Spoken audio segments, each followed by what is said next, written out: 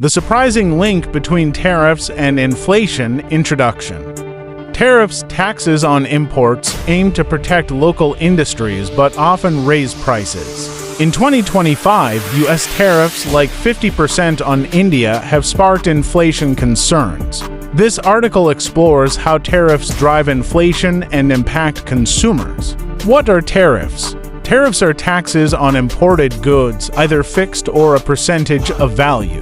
The US's 2025 tariffs 50% on India, 35% on Canada, 10% on China raise import costs, making domestic goods competitive but increasing prices for consumers and businesses. Tariffs and price hikes. Tariffs directly increase the cost of imported goods, often passed to consumers. In 2018, U.S. tariffs on China raised prices for electronics and clothing. In 2025, apparel prices jumped 17% and food 2.8% due to tariffs. The Budget Lab at Yale estimates a 1.4 to 5.1% price rise, costing households $1,900, $7,600 yearly. A 25% tariff on Mexican auto parts could add $4,000 to car prices, acting like a consumption tax. Supply-side effect. Tariffs raise costs for imported inputs like steel or oil, disrupting supply chains. A 25% tariff on Canadian lumber in 2025 increased U.S. housing costs. Higher production costs reduce output and raise prices, with investment goods up 9.5%. India's costlier Russian oil imports could spike global energy prices, fueling inflation.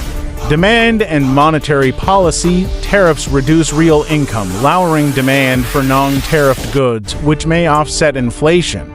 The Federal Reserve might tolerate one-time price hikes but could tighten policy if inflation expectations rise. In 2025, core PCE inflation hit 2.8%, with expectations at 4.9%. Consumer and global impact. Low-income households suffer most, spending more on tariffed goods. Small businesses face higher input costs, cutting profits. Retaliatory tariffs, like China's 84% on U.S. goods, risk trade wars. The IMF warns of a 60% recession chance by 2026 due to tariffs. Tariffs drive inflation by raising prices and disrupting supply chains, but demand effects may limit long-term impact.